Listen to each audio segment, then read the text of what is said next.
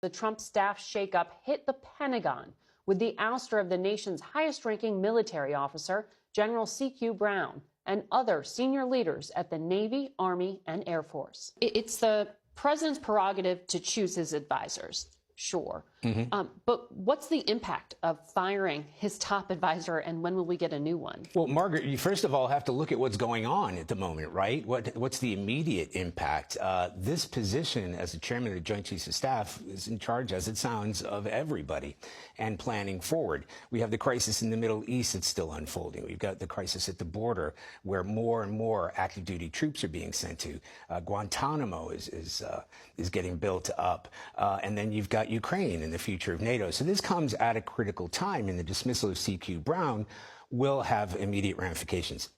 In terms of how long it's going to take to replace that, well, there will be a sort of Senate hearing. A person has already been put forward, as we're about to speak about. But in addition to that, the other top head to come out of that was Admiral Lisa Franchetti, so CNO, Chief Naval Officer, in charge of the Navy. That's a big one. Highest-ranking woman. The highest-ranking woman, and unprecedented in that role. And she was the first to become a fleet commander. There are many firsts in Admiral Franchetti's career, and we've profiled her when she became a fleet commander. Very highly thought of among among personnel at the DOD, including young women who aspire to those sort of levels. C.Q. Brown, again, very highly regarded. There was no reason given for the dismissal of these two individuals.